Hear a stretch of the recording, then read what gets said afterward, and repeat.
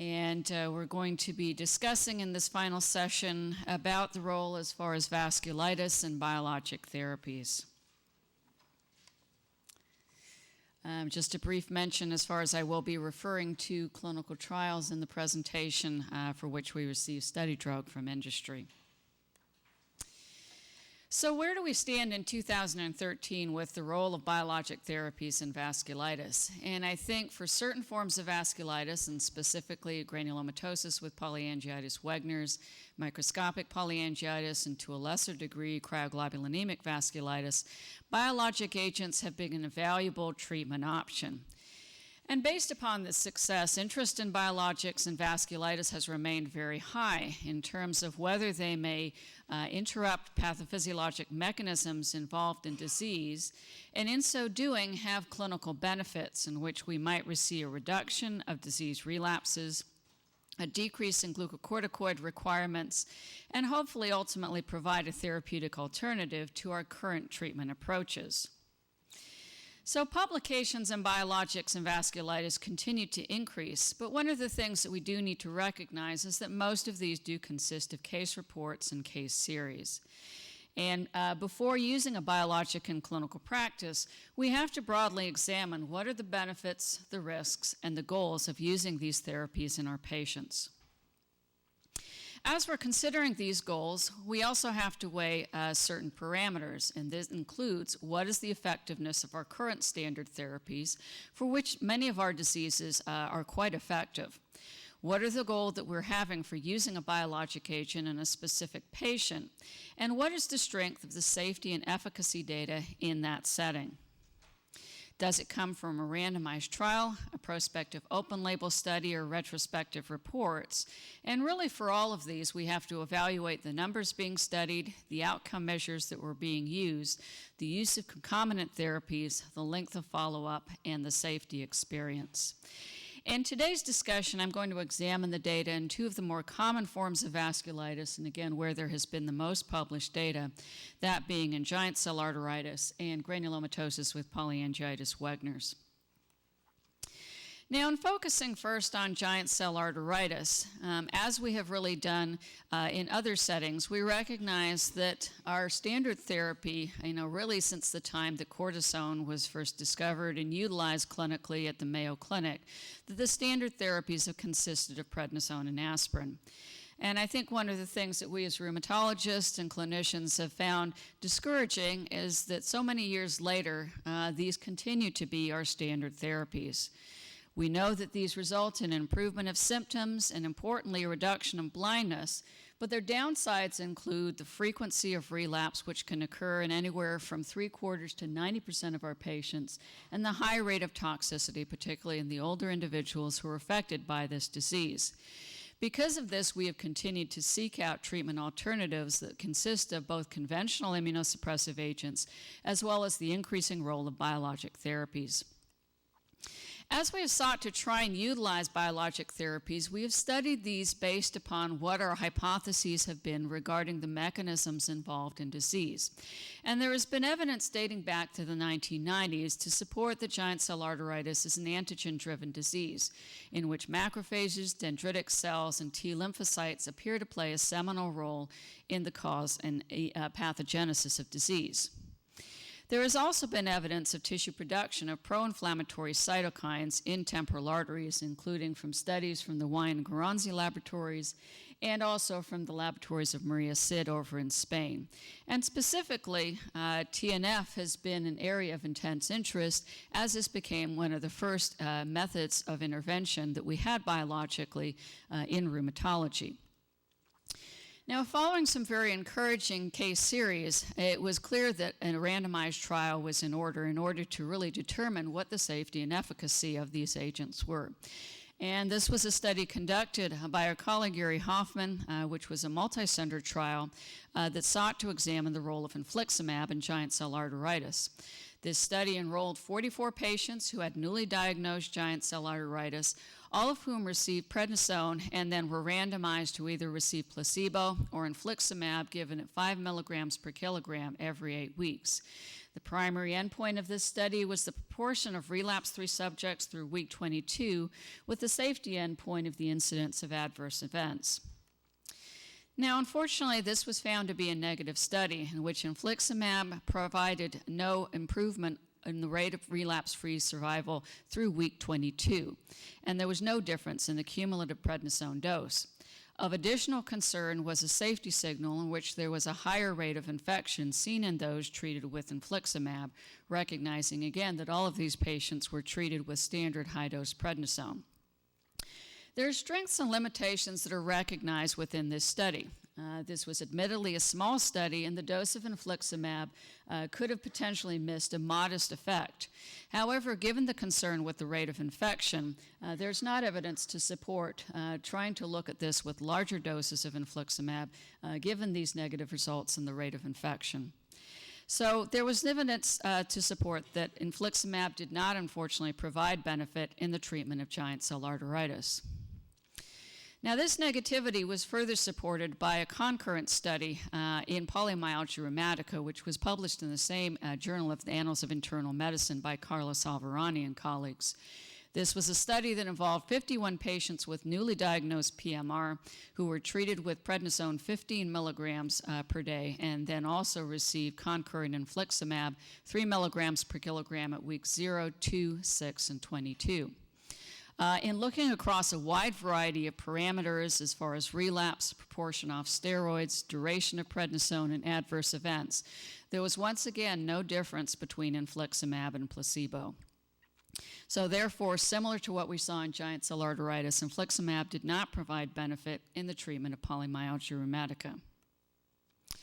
Now, another area that has raised intense interest has been the role of IL-6 in giant cell arteritis, and really this dates back as long as the 1990s, where there were studies supporting that it may be utilized as an acute phase reactant, although later studies suggested a wide range of variability and shed doubt on this possibility. As mentioned previously, there's also been evidence that there was expression and production of IL-6 in giant cell arteritis tissues. This raised the question, as we began to have avenues to intervene with IL-6, about whether this could provide a novel means for treatment of giant cell arteritis. And indeed, investigation of tocilizumab in giant cell arteritis has been one of the areas of most intense interest in recent months. However, as we look at the published literature, it's important to recognize that the experience with tocilizumab has to date been based solely on case reports, and this really consists of a total of 23 patients. Although an overall beneficial response has been observed, we do need to recognize that in many of these series, response also included utilization of our acute phase reactants in assessing outcome, and it's unclear what reduction of these parameters means in conjunction with this agent. Of addition, interestingly, was that 2 of these reports found evidence of ongoing vascular inflammation by histology despite such treatment. The efficacy of anti-IL-6 is currently unknown. However, a randomized trial is being planned in giant cell arteritis, the information for which can be found on the NIH's website at www.clinicaltrials.gov. So at this time, again, although this is an intriguing therapy, the data with this remains quite limited. Similarly, there has been interest as far as Etanercept in terms of the role that T-cell activation has been felt to play in giant cell arteritis. And as we consider this as a possibility, again, knowing the potential role of the T-cell, this was an intriguing agent for us to explore. This is similarly being studied in a randomized multi-centered study conducted by the Vasculitis Clinical Research Consortium. This trial is ongoing and open for enrollment, both in giant cell arteritis and Takayasu's arteritis. However, to date, again, there has really been no published experience with this agent in giant cell arteritis, and it remains investigational only. So in summary, as far as in giant cell arteritis, I think we can say that to date, unfortunately, there has been no evidence of a biologic agent that is readily applicable to the clinical care of our patients. There are some possibilities that have been interesting in terms of pathophysiology and case reports that are under further investigation, but right now these are not ready as far as for our clinical use in our patients. So with this, I want to change the focus then to a smaller vessel vasculitis, which is granulomatosis with polyangiitis, formerly Wegener's granulomatosis. When we look at the past treatment with conventional agents, really through 2011, we recognize that this is a disease in which we tend to think of treatment as having two phases. Induction, where active disease is put into remission, followed by maintenance. And utilization of cyclophosphamide for severe disease and methotrexate in eligible patients for non-severe disease was found to be efficacious. And data provided compelling evidence of prolonged survival and induction of remission. However, once again, this was limited by the fact that we still recognize that this is a relapsing disease by nature, in which relapses can occur in up to 70% of our patients. And toxicity from therapy remains a significant concern of patients who can have chronic relapses over time. As we thought about biologic agents in this disease, again, one of the compelling things we can't get away from is what we're seeing histologically with evidence of granulomatous inflammation and what this might mean in the pathogenesis of disease. From other human diseases and mirroring knockout models, there has been evidence to support that CD4 positive Th1 cells have an important role in granuloma formation and maintenance.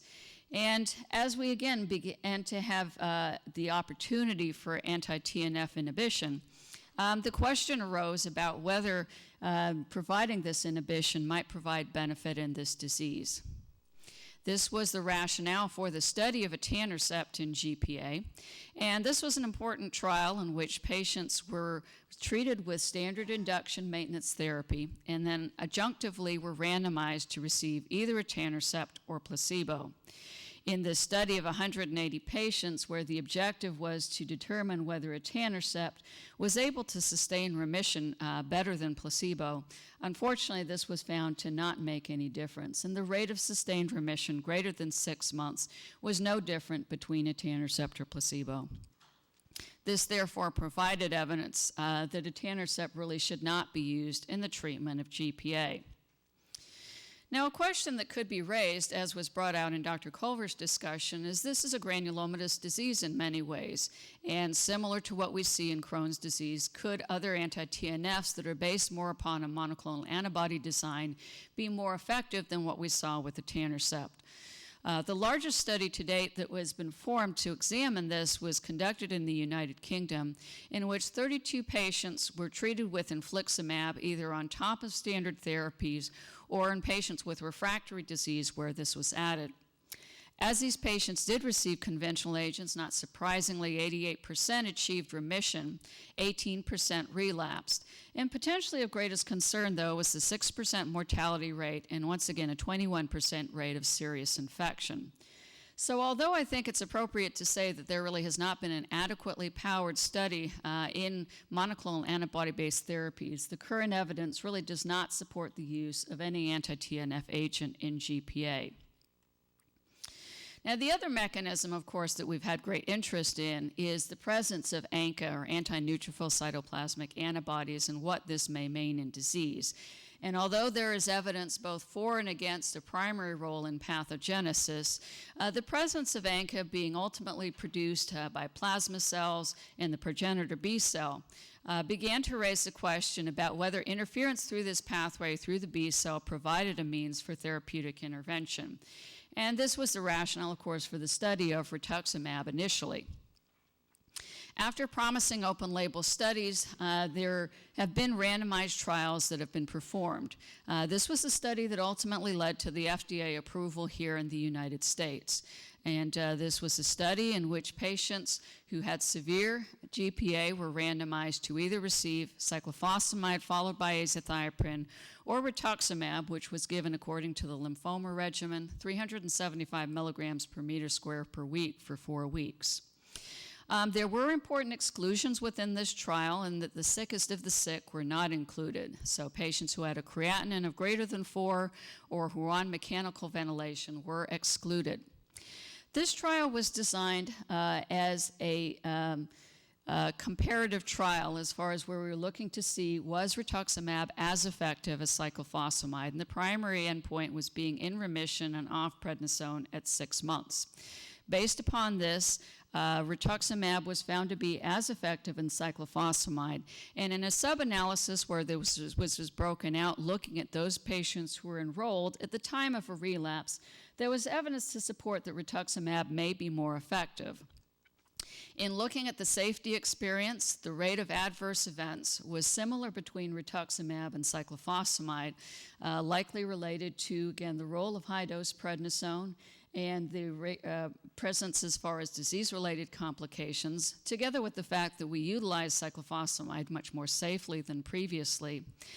Even in this early study, we can already see the presence of relapses beginning to occur, but this study did have a low rate of mortality.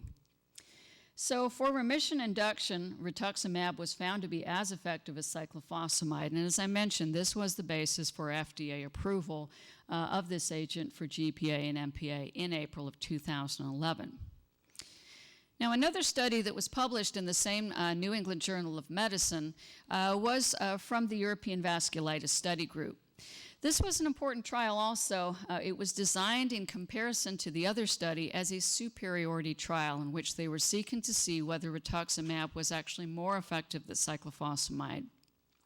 The other interesting aspect to this study was that all patients received 2 doses of intravenous cyclophosphamide, following which they were randomized to either remain on intravenous cyclophosphamide or be switched to rituximab, again given at the lymphoma regimen. So in this study, rituximab was not found to be superior to cyclophosphamide, again, which was their primary endpoint. However, the rates of relapse and remission induction were very comparable, which was, again, similar to what was seen in the prior study. Also similar to the other study was that the rate of adverse events were quite similar. However, another difference was the relatively high mortality rate, and this was likely due to the fact that this study did enroll a high percentage of patients that were older in age, with the median age being 68, and also that 20% were on dialysis, both of which have been found to be poor prognostic factors for worse outcomes in larger series. So although, again, I think that this data provided support that rituximab was not superior to cyclophosphamide, it did provide further evidence to support that it was efficacious.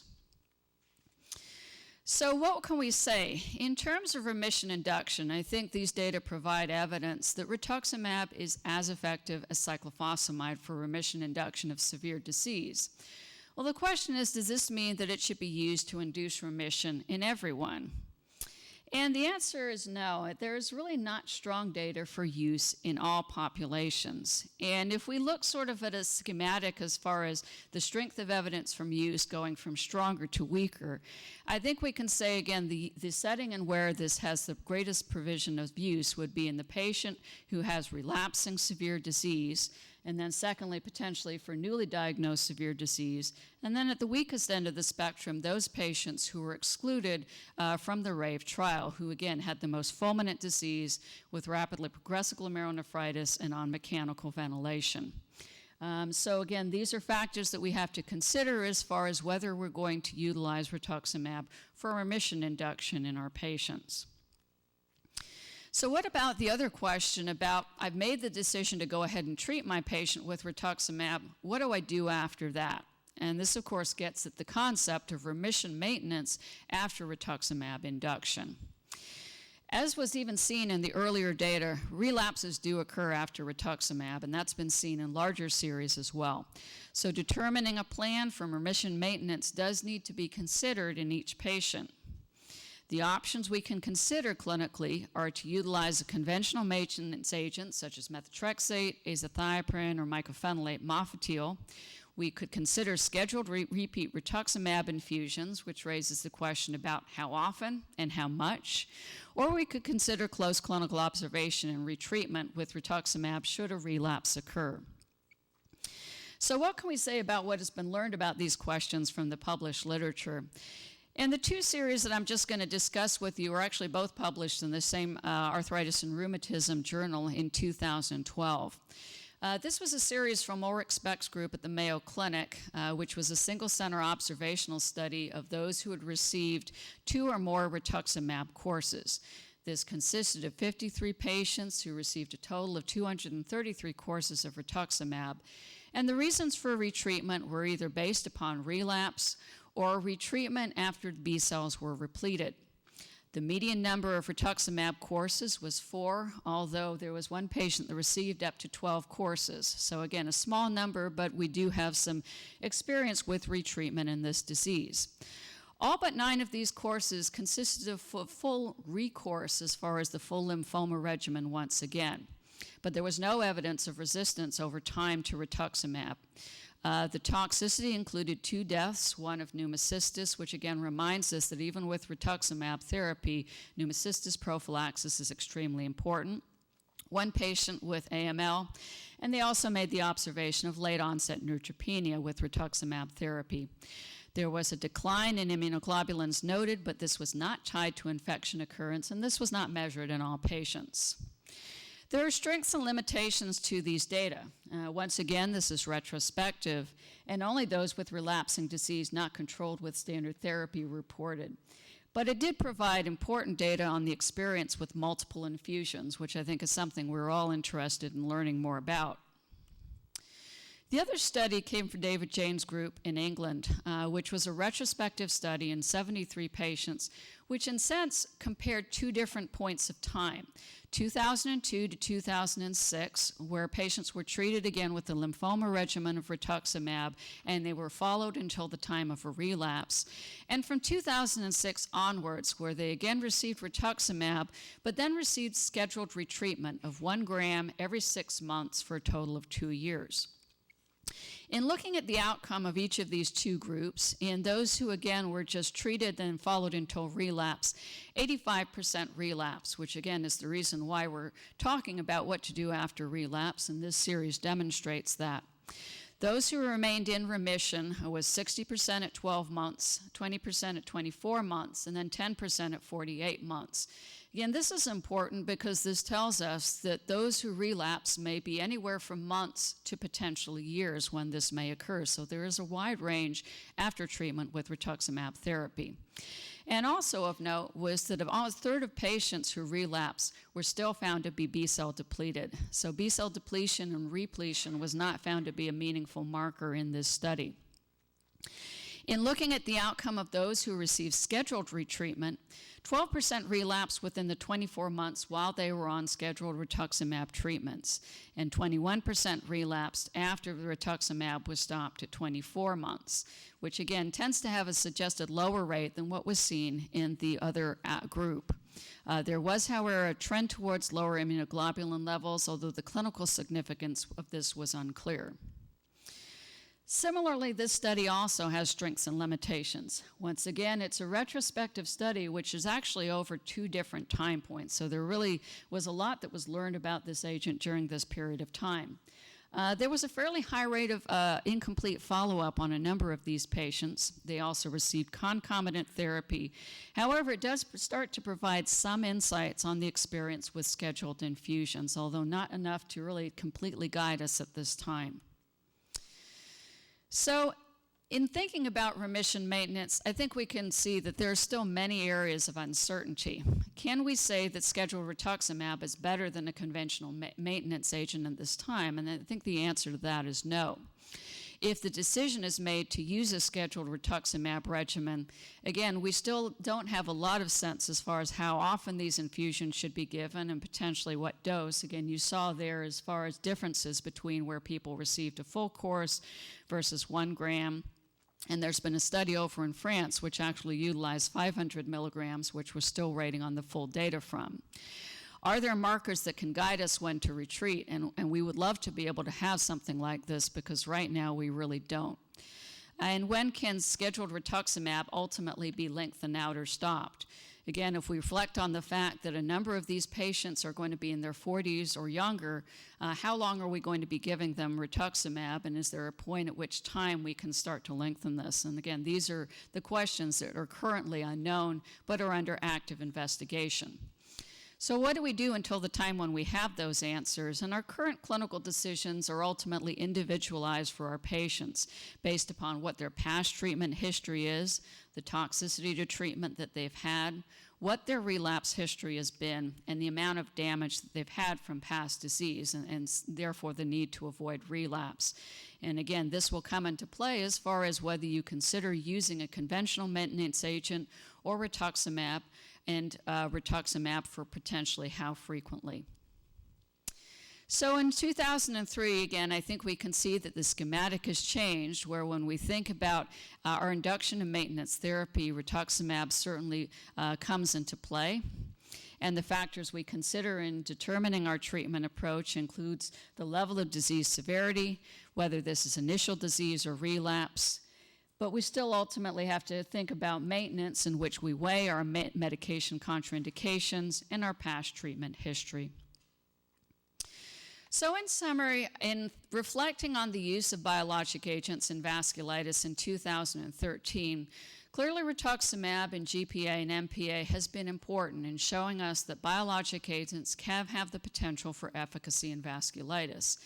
However, randomized trials have also shown that biologic agent in and of itself does not assure efficacy, even with the strongest pathophysiologic rationale. Outside of data from a randomized trial, our use of a biologic agent in any form of vasculitis must be viewed with caution.